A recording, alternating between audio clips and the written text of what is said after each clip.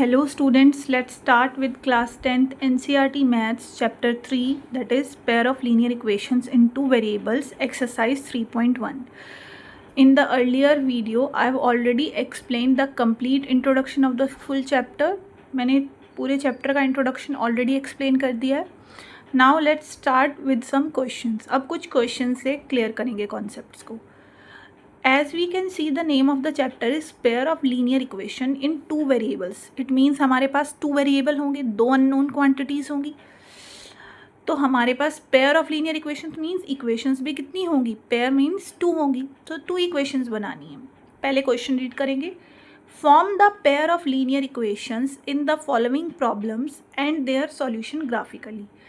Form यानी पहले तो हमें linear equation बनानी है और फिर उसका सॉल्यूशन निकालना है, और वो भी कैसे? ग्राफिकली. हमने और भी मेथड्स सीखे थे, सब्स्टिट्यूशन, एलिमिनेशन, लेकिन हमें कैसे बताना है? ग्राफिकली. तो पहले इक्वेशन बनाने की कोशिश करते हैं. क्वेश्चन पढ़ेंगे. 10 student of class 10th took part in a mathematics quiz. 10 students हैं क्लास 10th के जिन्होंने मैथ्स के क्विज में पार्ट किया है. If the number of boys is girls is 4 more than the number of boys. और जितनी भी गर्ल्स हैं उनका नंबर 4 ज़्यादा है. किन से? नंबर ऑफ बॉयज़ से. Find the number of boys and girls who took part in the quiz. सबसे पहले तो सबसे इजी लैंग्वेज में कि हमें क्या लेट करना होता है, जिसे फाइंड करना होता है उसी को लेट करना होता है. अब क्या फाइंड करना है? नंबर ऑफ बॉयज़ और नंबर ऑफ गर्ल्स. तो लेट भी क्या करेंगे? Let the number of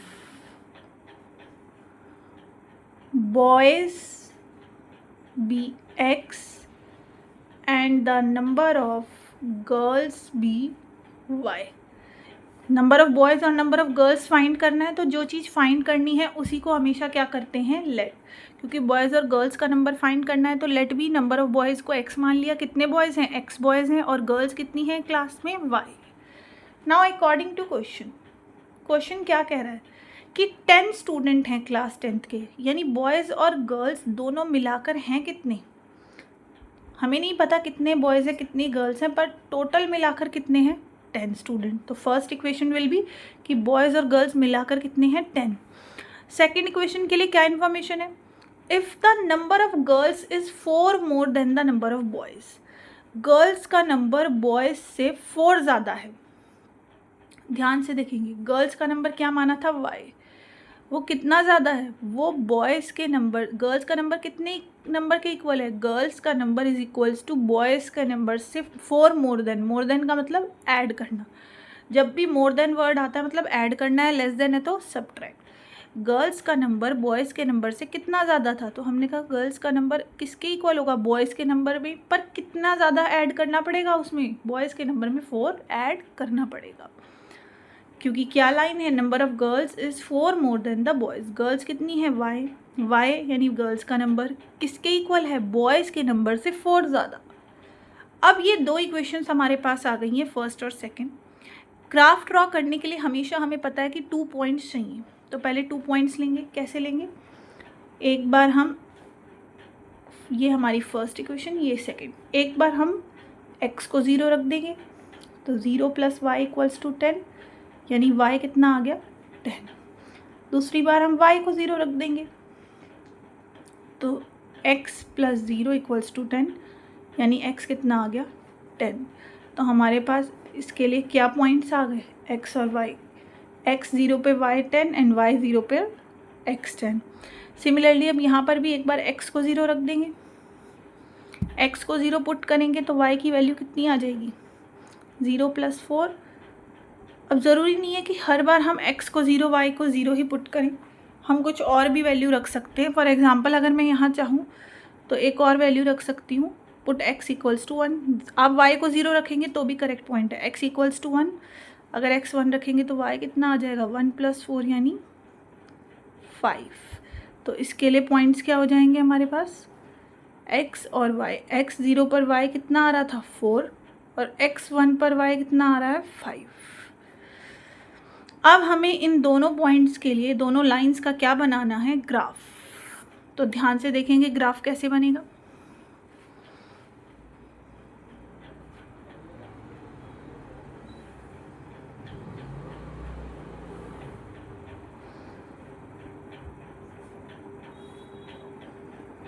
that is 0 1 2 3 4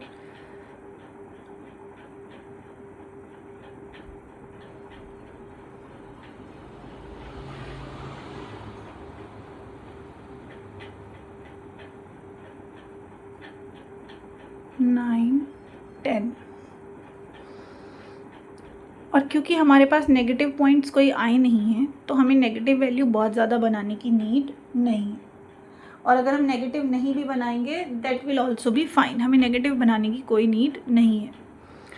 now first point for line 1 is 0,10 and second point is 10,0।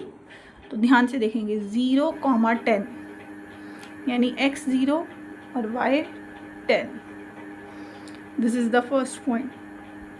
Then x 10 and y 0. So this will be the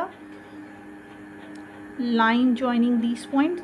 और हमेशा हमें line के ऊपर उसका नेम लिखना होता है, यानी x plus y is equals to 10.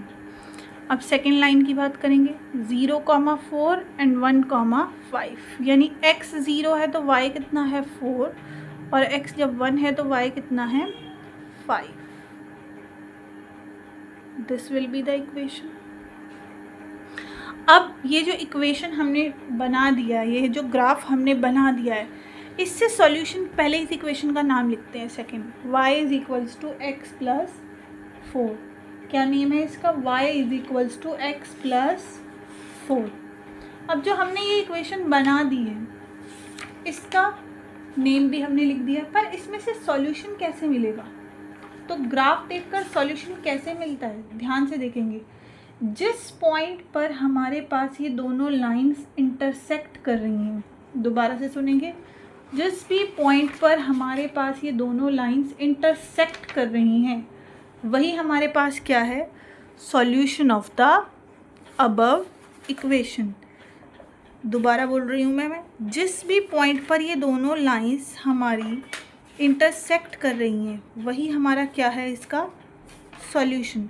अब ध्यान से देखेंगे ग्राफ से कि किस पॉइंट पर ये लाइंस इंटरसेक्ट कर रही हैं, किस पॉइंट पर ये लाइंस इंटरसेक्ट कर रही हैं. तो ध्यान से देखते हैं. अगर हम परपेंडिकुलर ड्रॉ करें, x की वैल्यू क्या आएगी? 3 और उसके सामने y की वैल्यू क्या आ रही है? 7. ध्यान से देखेंगे, x की वैल्यू 3 और y की वैल्यू 7. तो हमारा जो सॉल्यूशन होगा यानी पॉइंट है वो क्या है? 3,7. जहाँ पर भी लाइन इंटरसेक्ट करती है, क्योंकि ये इंटरसेक्टिंग लाइन है तो इसका सॉल्यूशन कैसा होगा? यूनिक, यानी एक ही पॉइंट होगा जिस पर ये इंटरसेक्ट करेंगी, और वो एक ही पॉइंट क्या होगा? जहाँ ये इंटरसेक्ट करेंगे वो हमने देख लिया, परपेंडिकुलर ड्रॉ करेंगे. Hence the solution of given pair of equations is 3,7. अब 3 हमने x की वैल्यू होती है और बाद में जो कोऑर्डिनेट्स में लिखा है वो y. अब ये x है, ये y है. x किसे माना था हमने? x हमने माना था नंबर ऑफ बॉयज़ को. देयरफॉर नंबर ऑफ बॉयज़ जिसे हमने x माना था वो कितने हैं? 3. एंड नंबर ऑफ गर्ल्स जिन्हें हमने y माना था वो हमारे पास कितनी हैं? 7. दोबारा देखेंगे, ग्राफिकली करने का मतलब क्या होता है कि हमने पहले इक्वेशंस को फॉर्म कर लिया, बना लिया, फिर उसके कोऑर्डिनेट्स निकाल लिए, पॉइंट्स, देन ग्राफ ड्रॉ किया.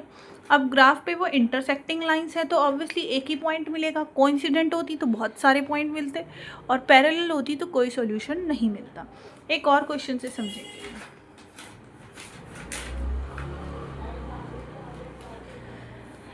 So there is one more question. 5 pencils and 7 pens cost 50 rupees, whereas 7 pencils and 5 pens cost 46 rupees.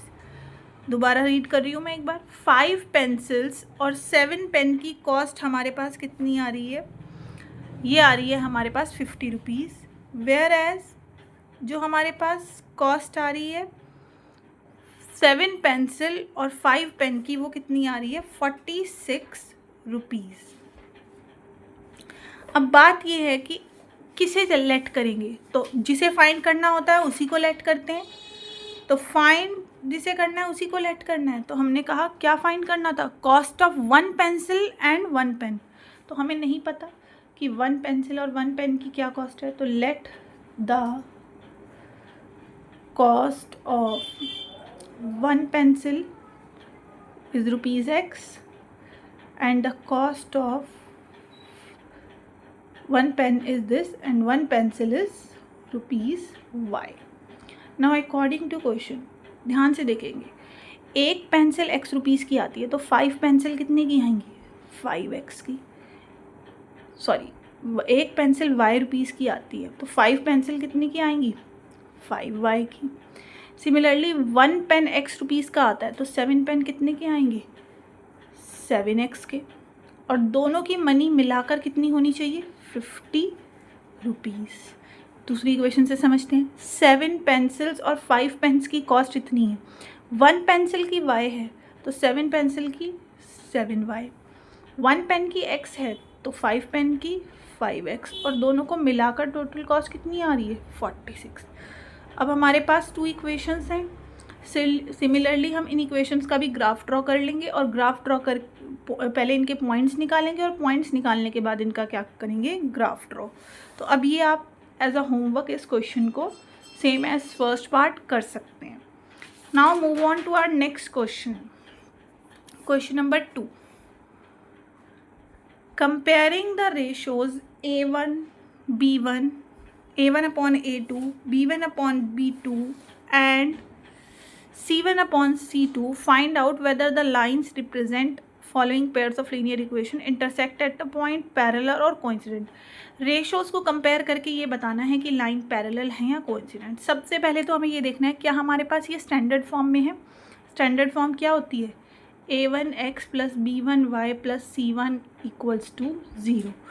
क्या हमारे पास सब कुछ लेफ्ट साइड पर है और राइट साइड पे 0? यस यस यस, तो ये करेक्ट है। अब पहले हम फर्स्ट इक्वेशन को देखकर किससे कंपेयर करके A1x B1y plus C1 equals to 0, और सेकेंड लाइन के लिए A2x plus B2y plus C2 equals to 0। इन दोनों से कंपेयर करके क्या लिख सकते हैं A1 B1 और C1 की वैल्यू, सिमिलरली A2 B2 और C2 की वैल्यू। A1 की वैल्यू क्या है 5, B1 की -4, विद साइन लिखनी है हमें वैल्यू विद साइन। C1 की वैल्यू 8, A2 की प्लेस पर 7, B2 की प्लेस पर 6 और C2 की प्लेस पर -9। अब हमें इनका क्या निकालने हैं रेशोज, तो let's find A1 upon A2 5 upon 7, B1 upon B2 -4 upon 6। और अगर कोई भी हमारे पास रेशो कैंसिल आउट होता है तो हमें उसे करना है 2 2 4 2 3 6, यानी -2 upon 3। C1 upon C2 -8 upon 9, minus जो नेगेटिव था वो मैंने ऊपर न्यूमरेटर में ट्रांसफ़र कर दिया। हम क्लियरली देखकर कह सकते हैं कि A1 अपॉन A2 की वैल्यू B1 अपॉन B2 के इक्वल नहीं आई है। Therefore the given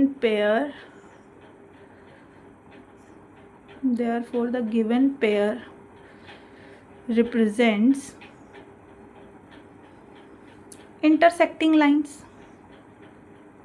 तो ये कैसी लाइंस को रिप्रेजेंट कर रहा है इंटरसेक्टिंग, क्योंकि अगर A1 upon A2 is not equal to B1 upon B2 तो ये कैसी लाइंस रिप्रेजेंट कर रहा है intersecting lines. Now move on to our next part. For this also now we can write A1 B1 C1 directly. अब first line के लिए है तो A1 9, B1 3, C1 12, similarly A2 18, B2 6 and C2 24। अब A1 upon A2 means 9 upon 18, B1 upon B2 3 upon 6, it will also come 1 upon 2 on cancellation।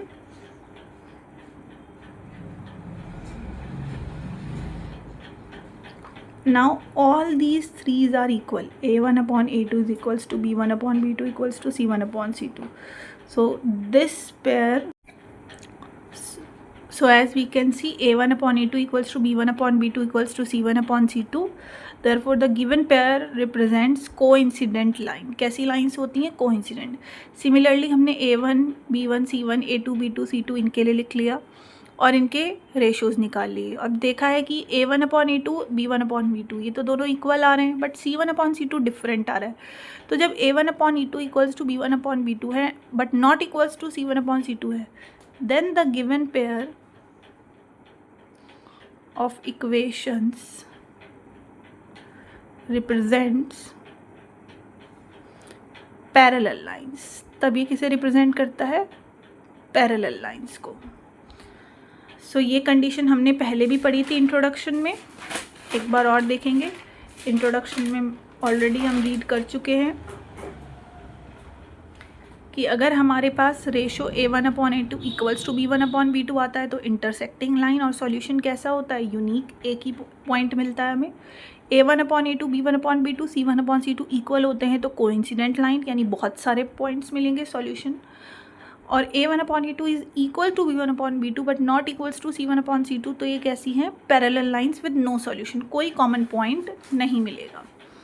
Now move on to our next question, that is question number 3. Now question number 3. In question number 3 find out whether the following pair of linear equations are consistent और inconsistent. हमें ये बताना है कि ये equations का जो pair मिला है ये कंसिस्टेंट है या इनकंसिस्टेंट. कंसिस्टेंट का मतलब एटलीस्ट वन सॉल्यूशन, कम से कम हमें एक सॉल्यूशन तो मिल जाए. और इनकंसिस्टेंट मतलब नो सॉल्यूशन, एक भी सॉल्यूशन नहीं मिल रहा. मतलब कैसी लाइंस? पैरेलल. और वन सॉल्यूशन का मतलब लाइंस या तो इंटरसेक्टिंग होगी या फिर कोइंसिडेंट होगी. तो इसके लिए भी पहले इंटरसेक्टिंग हो या कोइंसिडेंट हमें पहले ये देखना है कि क्या ये स्टैंडर्ड फॉर्म में है. Standard form A1x plus B1y plus C1 equals to 0, यानी सब कुछ लेफ्ट साइड पे और राइट साइड पे 0. तो पहले इसे कन्वर्ट करेंगे. 3x प्लस 2y प्लस के 5 इधर आएंगे तो -5 इक्वल्स टू 0.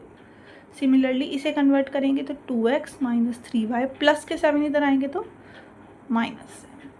अब A1 हमारे पास x का कोफिशिएंट, B1 y का कोफिशिएंट और C1 -5. सिमिलरली इसमें से लिखेंगे तो A2 2, B2 -3 और C2 -7. अब हमने A1 B1 C1 A2 B2 C2 लिख लिया. इनके रेशो फाइंड करेंगे. A1 upon A2 3 upon 2, B1 upon B2 2 upon -3 and C1 upon C2 is -5 upon -7. We can clearly see that A1 upon A2 as A1 upon A2 is not equals to B1 upon B2. Equal ही नहीं है. Therefore the lines are intersecting lines.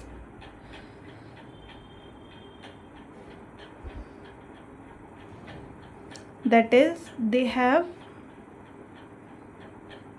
Unique solution. और unique solution का मतलब एक भी point मिल रहा है हमें.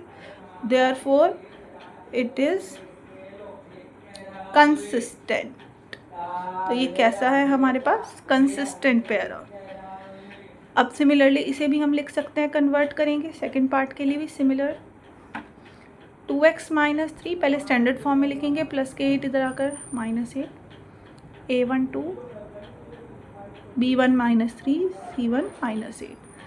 अब इसे कन्वर्ट करेंगे.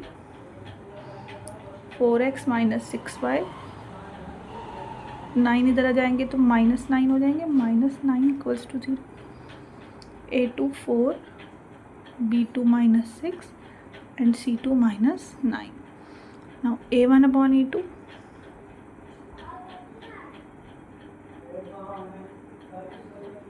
B1 upon B2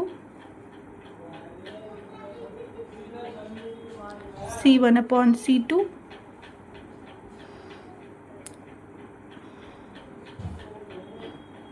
as A1 upon A2 clearly visible है, इक्वल है. B1/B2 के, but not equals to C1/C2. Therefore it represents which line? Parallel lines. ये कंडीशन हमें याद होनी चाहिए रेशोज़ की. Therefore it is inconsistent. Parallel line मतलब कुछ भी कॉमन नहीं है, तो कैसा सॉल्यूशन है? Inconsistent. Now different and important as well. Different and important क्यों डिफरेंट है? ये ध्यान से देखेंगे तो यहाँ पर हमारे पास x का कोफिशिएंट फ्रैक्शनल है, y का भी. तो फ्रैक्शन है तो उसके लिए केस में सबसे पहले हमें इसको किस में कन्वर्ट करना होगा? स्टैंडर्ड फॉर्म यानी नॉर्मल फॉर्म में, वो भी एलसीएम लेकर. कैसे करेंगे? सेकंड इक्वेशन तो है नॉर्मल फॉर्म में, फर्स्ट नहीं है, तो 2 और 3 का एलसीएम ले लेंगे. 2 3 ज़ा 6. नाउ 2 के टेबल में 6 कहाँ आता है? 3 3 3 ज़ा 9. 3 के टेबल में 6 2 2 5 ज़ा 10. जो डिवाइड में है नंबर वो किस में चला जाएगा? यहाँ पर डिवाइड में है तो वहाँ मल्टीप्लाई में. अब ये हमारे पास फाइनल फॉर्म होगी, और सेकेंड फॉर्म है 9x - 10y = 14. Now A1 is 9, B1 is 10 and C1 is 42. For this equation A2, B2 and C2, 9 minus 10 and 40. Now A1/A2 is 9/9, which is 1. B1/B2 is 10/-10, which is -1. C1/C2 is 42/14. 7 2 is 14, 7 6 is, it means 3/1. Again this is also A1/A2 not equals to B1/E2. जब A1 B1 B2 के equal ही नहीं आ रहा है, therefore intersecting lines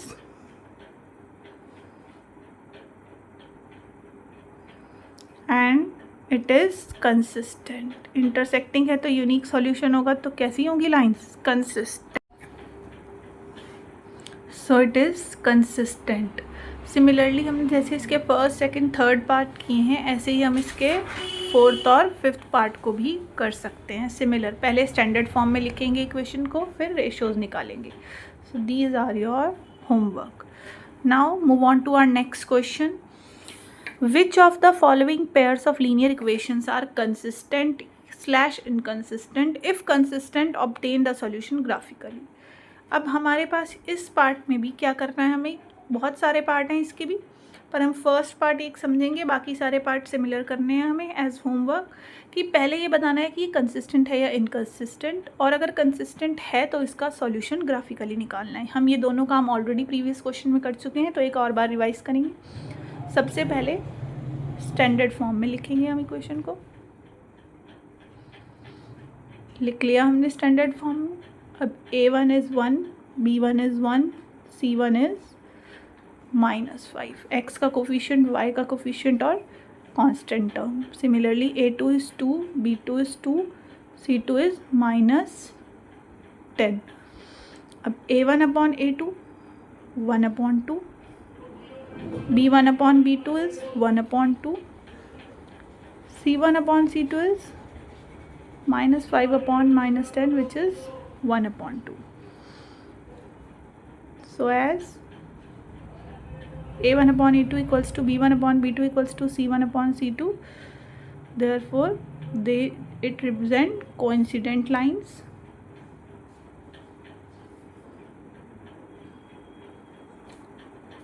यानी ये कैसा है?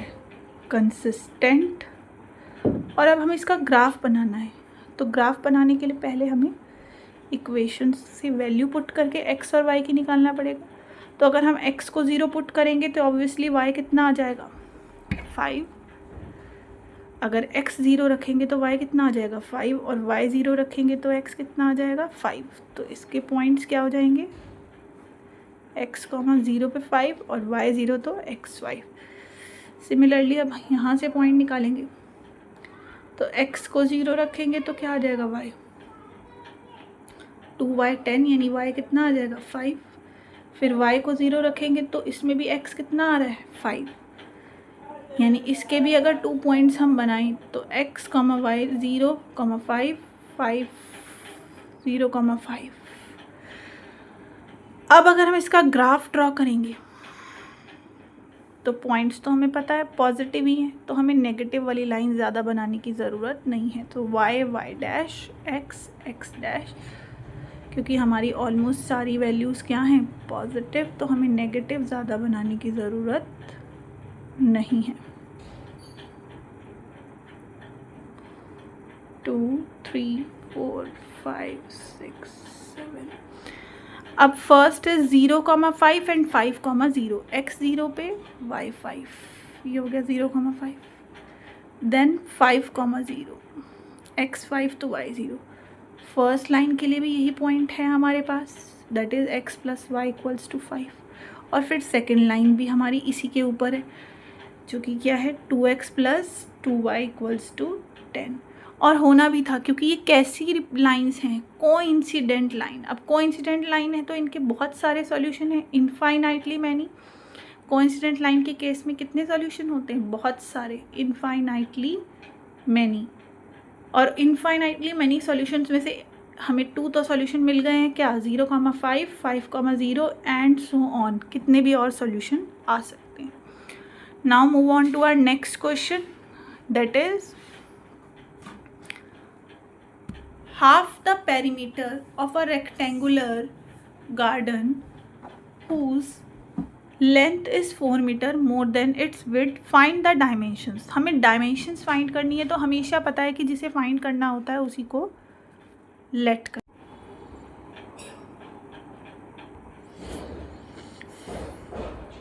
जैसे कि हमने अभी पढ़ा है कि half the perimeter of a rectangular garden whose length is 4 more than its width, length width से 4 ज़्यादा है, तो फाइंड द डायमेंशन। यानी हमें पहले रेक्टेंगुलर गार्डन की डायमेंशन फाइंड करनी है, तो हमेशा पता है कि जो चीज़ फाइंड करनी होती है उसी को लेट करते हैं। अब रेक्टेंगुलर गार्डन में 2 ही डायमेंशन होंगी, एक लेंथ और दूसरी breadth. So let the breadth of garden be x meter and the length of garden be y meter। तो हमने अगर इसे x मान लिया और इसे क्या मान लिया है y। now according to question length is 4 more than the width, length जो है यानी जो y है वो width से ब्रेथ कह लें या विड्थ कह लें एक ही बात है, 4 मोर देन है यानी 4 ज़्यादा है। तो एक इक्वेशन तो यही हो गई हमारे पास। दूसरी, half the perimeter of garden whose length is 4 more than its width is 36 metre, यानी हाफ ऑफ द पेरीमीटर, जो रेक्टेंगुलर गार्डन का पेरीमीटर है उसका अगर हाफ कर दे तो वो किसके इक्वल है 36, यानी half the perimeter is equals to 36। अब पेरीमीटर क्या होता है रेक्टेंगल का, 2 इंटू लेंथ प्लस ब्रेथ, यही होता है पेरीमीटर। 2 से 2 कैंसिल, तो लेंथ प्लस ब्रेथ कितना आ गया 36। लेंथ कितनी थी y, ब्रेथ कितनी थी x इक्वल्स टू 36। ये हमारे पास आ गई सेकंड इक्वेशन। अब 2 इक्वेशंस को सॉल्व कैसे करें, तो हम ये ऑलरेडी सब्स्टिट्यूशन मेथड में इंट्रोडक्शन में बता चुकी हूँ कैसे करते हैं।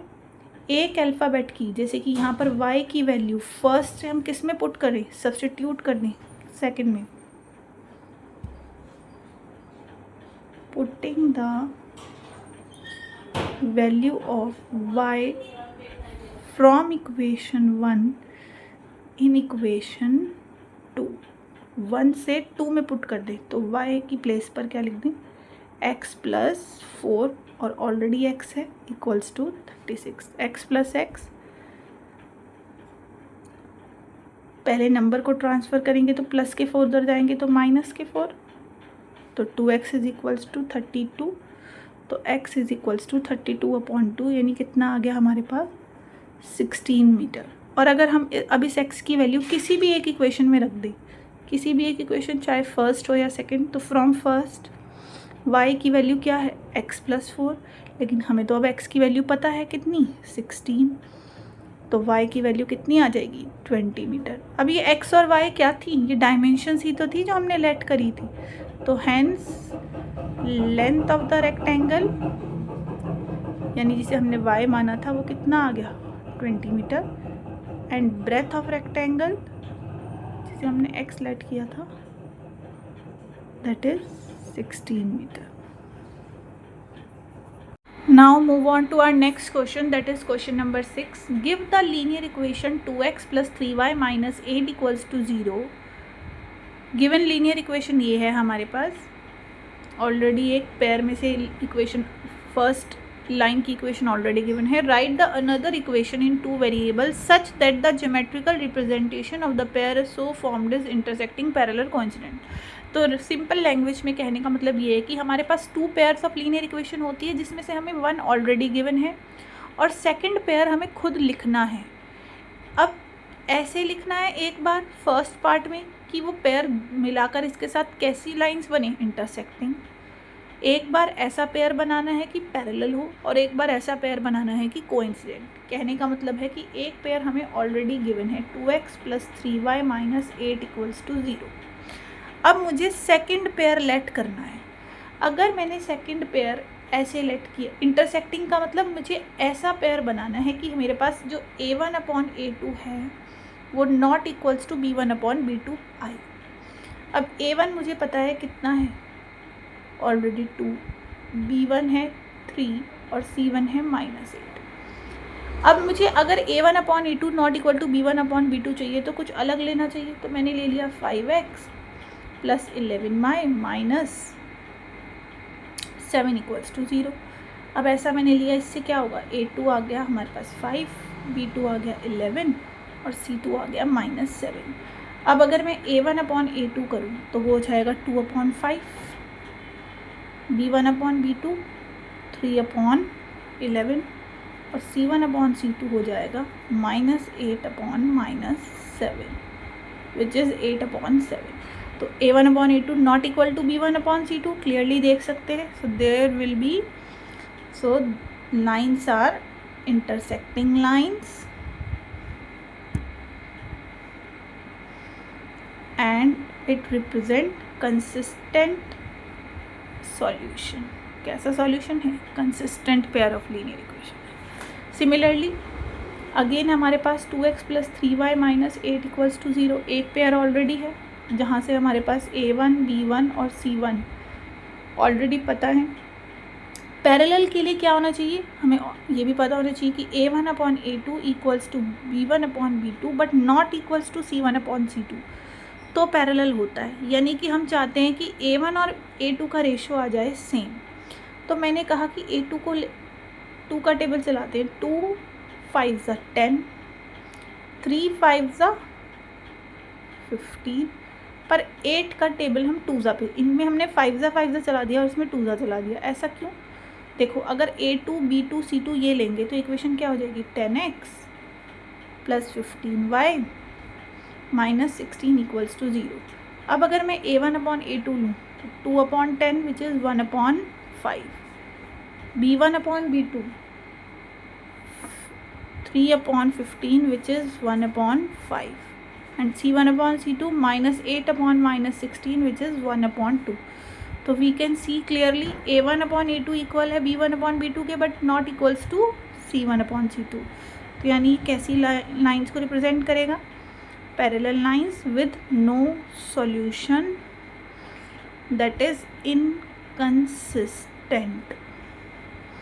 थर्ड, हमें ऐसा पेयर चूज़ करना है कि लाइंस का जो पेयर हो वो कोइंसिडेंट लाइन को रिप्रेजेंट करे.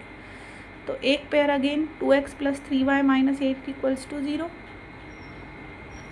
a1 b1 और c1.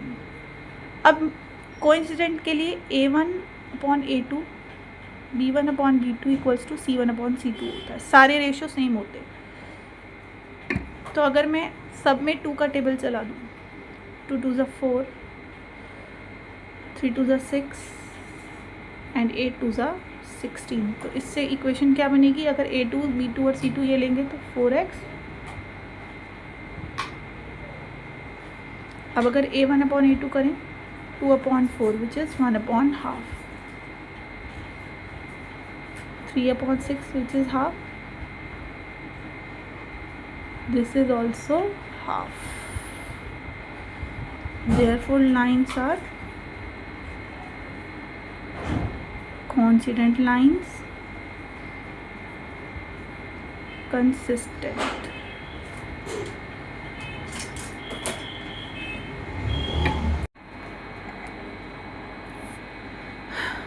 Now moving to our next question, that is, draw the graph of the equations x minus y plus 1 equals to 0 and 3x plus 2y minus 12 equals to 0. पहले तो हमें इसका graph draw करना है, तो graph के लिए obviously हमें पॉइंट्स निकालने होंगे, कोऑर्डिनेट्स फाइंड करने हैं. तो हमने इसी इक्वेशन को ऐसे लिख लिया, x minus y equals to, plus के मान उधर जाएंगे तो -1. Now put x equals to 0, तो 0 minus y equals to -1, minus y equals to -1, so y equals to 1. Again put y equals to 0. एक बार x को 0 रख दिया इस इक्वेशन में और एक बार y को रख दिया. x को 0 रखा, अब y को रखा, तो x आ गया -1. तो हमारे पास पॉइंट्स क्या आ जाएंगे, x, y. x 0 पे y 1 और y 0 पे x -1. सिमिलरली अब हमने सेकेंड इक्वेशन ली है, 3x plus 2y equals to 12. अब अगेन इसमें x अगर 0 रखेंगे हम तो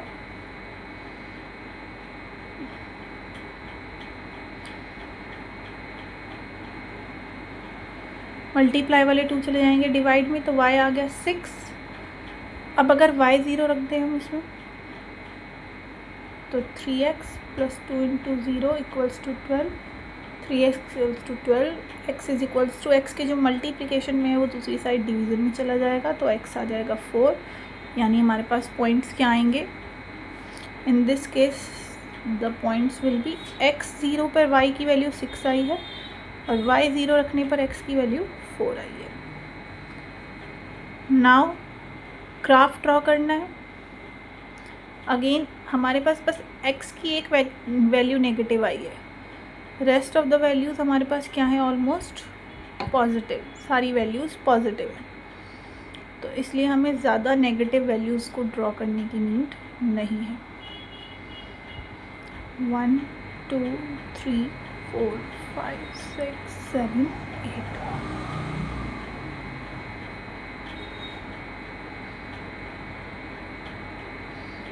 -1 -2 -3 -1 -2. First point is 0, 1. x 0 पे y 1, यानी this is the point 0, 1. Then -1, 0. जब x -1 है तो y 0. So this will be our line which is x minus y plus 1 equals to 0. Second is x 0 y 6, x 0, 6, 4, 0. x 0 पे y 6 and 4, 0.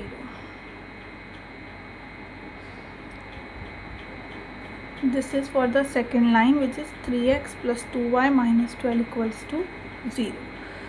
अब क्या करना है, determine the coordinates of the vertices of the triangle formed by these line and X axis. इन दोनों लाइनों से और एक्स एक्सिस से जो ट्राइंगल बनेगा उसके कोऑर्डिनेट्स लिखने हैं और and shade the reason.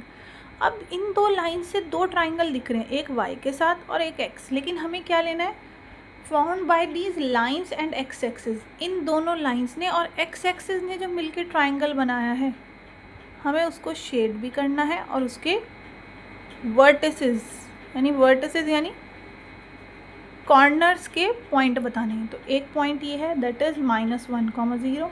Second is this 4, 0 और थर्ड पॉइंट है हमारे पास ये. तीनों के ही हमें क्या बताने थे, वर्टिसेस. इन तीनों पॉइंट्स के हमें बताने हैं वर्टिसेस.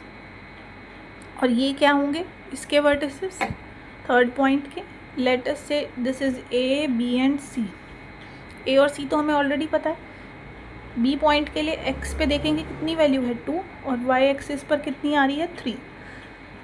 तो हमने क्या बता दिया है, शेड कर दिया रीजन को और उसके वर्टिसेस.